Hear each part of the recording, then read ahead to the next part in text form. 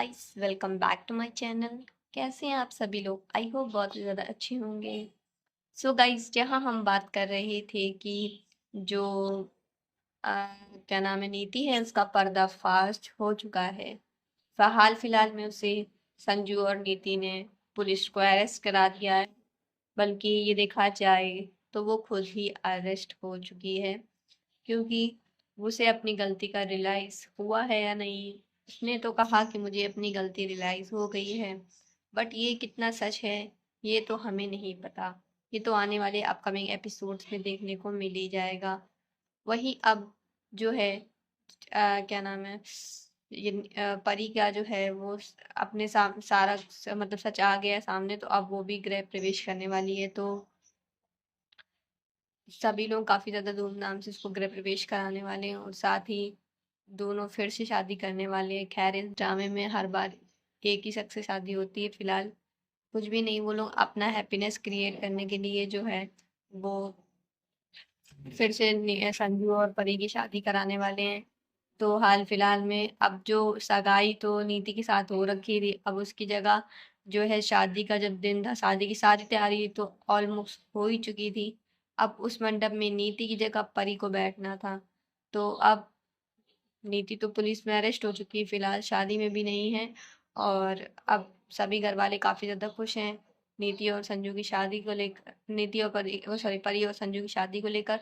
तो परी जो है वो दुल्हन बनकर आती है, काफी सुंदर तरीके से तैयार होती है। सब देखकर काफी ज्यादा लोग बहुत ज्यादा खुश हो जाते हैं। वहीं पे राजीव भी देख के काफी ज्यादा मुस्कुरा रहा होता है, क्योंकि उसने ऐसे रूप में पहली बार नीति को देखा होता है, और काफी ज्यादा सुंदर लग रही होती है नीति उस समय। और नीति भी काफी ज्यादा परी भी काफी ज्यादा खुश हो जाती है, मतलब जब संजू रिएक्शन करता है उसको देखकर। और वो काफी ज्यादा एम्बेरेस्ड भी फील करती है। साथ में ही जब संजू फिर से आता है उसे डांस करते हुए, और उसे फिर मंडप की ओर ले जाने के लिए फिर वो हाथ पकड़ के उसे मंडप में ले जाता है। और फिर कहाँ उनकी शादी इतनी इंटरेस्टिंग तरीके से बिना रुकावट के होने वाली। फिर एक ट्विस्ट आ जाता है।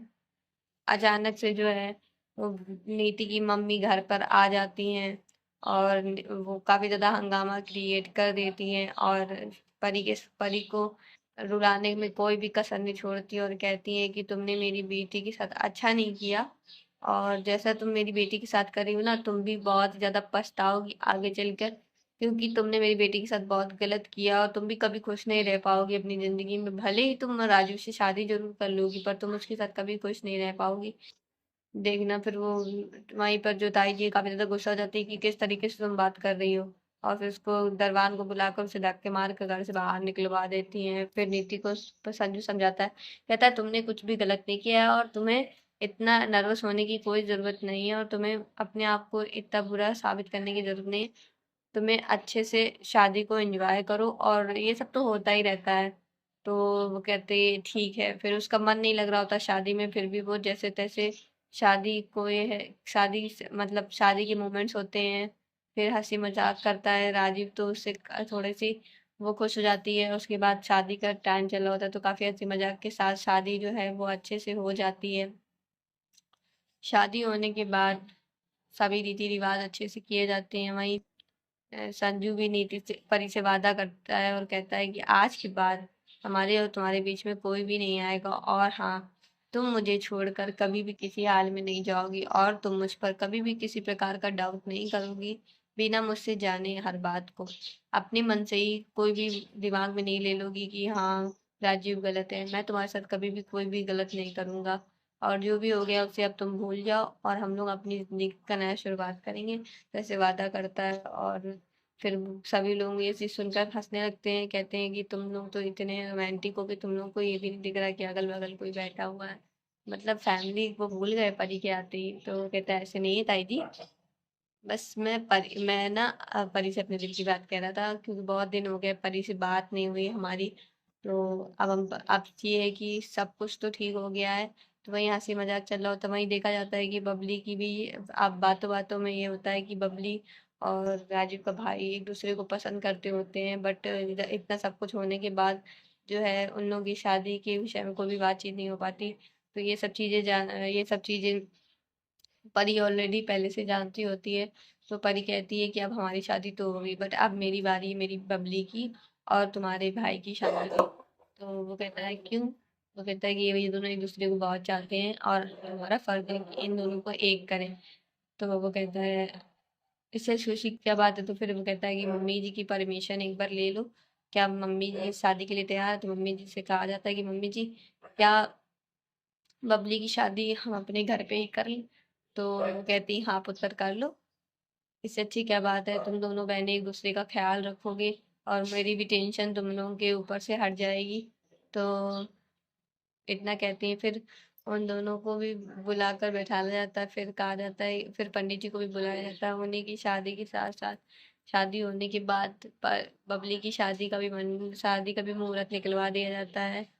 और अब बबली जो है उसकी देवरानी बनने वाली होती है। तो उसके बाद जब ये पंडित जी की सगाई और शादी का मुहूर्त निकलवा देती हैं, और अब नेक्स्ट जो है शादी आपको बबली की देखने को मिलने वाली है।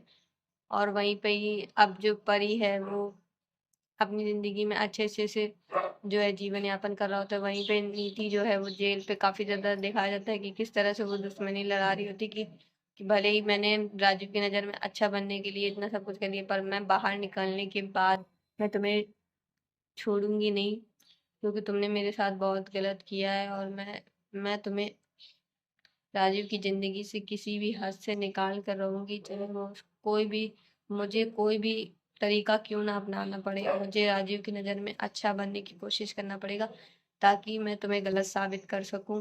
तो फिर वो वहाँ पे जलन दिखाई जाती है, मतलब कि अब नीति सुधरने वाली नहीं है, क्योंकि नीति के अंदर फिर से वही गलत पलने लगा। पर देखा जाए तो परी को अरेस्ट नहीं करवाना चाहिए था, एक्चुअली उसे भी एक मौका देना चाहिए था, क्योंकि अगर पुलिस को अरेस्ट करवाने से इसका फिर से मानसिक संतुलन खराब हो जाता है और वो फिर परी के बारे में गलत सोचने लगती है।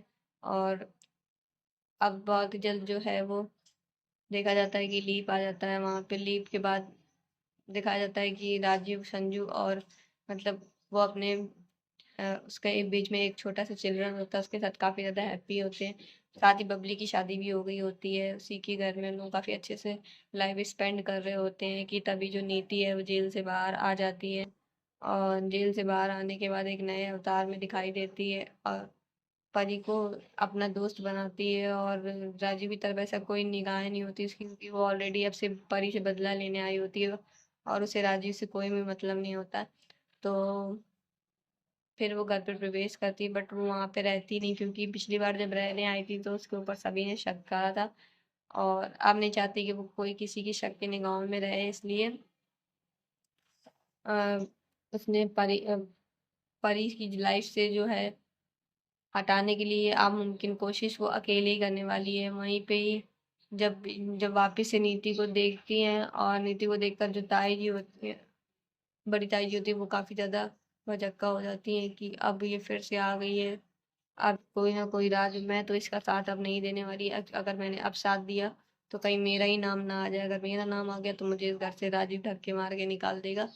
तो मैं तो बिल्कुल भी साथ देने वाली मैं मुझे पता है कि वापस वो आई है, इतनी जल्दी तो नीति सुधरने वाली नहीं है। नीति कुछ ना कुछ तो दिमाग में उसके चल ही रहा है। तो ये चीज़ जो है वो वापस बड़ी ताई जी हाँफ लेती हैं। पर वही जगह जब परी होती है, फिर परी के सामने जब जाती है तो परी फिर से दोस्ती की तरीके उसका हाथ बढ़ाती है, कहती है कि अब सब कुछ हमें भूल जाना चाहिए। जो हो गया वो हमारा पास था, हमें प्रेजेंट पे अच्छा बनाना है, हमें हमें अपनी दोस्ती को बरकरार रखना है। तो हमारी दोस्ती कभी नहीं टूटेगी। मैंने कभी तुमको अपनी एक अच्छी दोस्त माना है, भले तुमने मेरे साथ कुछ भी गलत किया हो, बट अब मैं तुमसे वापस से मैं चाहूंगी कि तुम पहले जैसी एक अच्छी नीति बन जाओ, जो सबकी मदद करती थी, जो सिर्फ दूसरों के बारे में सोचती थी और कभी किसी के बारे में गलत नहीं सोचती थी। तो इतना कहती है तो नीति कहती है हाँ परी, मैंने अपनी गलती रियलाइज कर ली और मैं आइंदा से ऐसी कोई भी गलती नहीं करूंगी। और मेरी प्यारी परी, मेरी सबसे अच्छी दोस्त, मेरी बहन जैसी दोस्त को मैंने बहुत ही गलत किया और अब मुझे माफ़ कर दो परी। मुझसे जो भी हुआ मैं उसको बदल तो नहीं सकती, बट मैं अपना पश्चाताप करना चाहती हूँ और मैं बहुत दूर चली जाऊँगी तुम लोगों की लाइफ से, मैं यहाँ पे भी नहीं रहने वाली।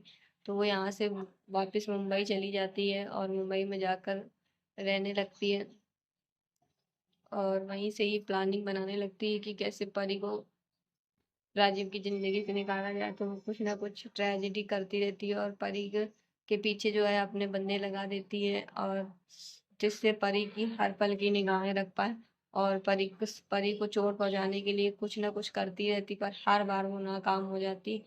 तो क्या होगा, फिर से नीति की सच्चाई सबके सामने आएगी या नहीं, क्या होगा आने वाले कमिंग एपिसोड में, देखना बिल्कुल भी मत भूलिएगा। एपिसोड काफ़ी इंटरेस्टिंग होने वाला है, तो चैनल को सब्सक्राइब कर लीजिएगा और वीडियो को एंड तक ज़रूर देखा करें ताकि आप एक भी अपडेट मिस ना हो पाए। मिलते हैं नेक्स्ट वीडियो पर, so take care, bye bye, see you soon.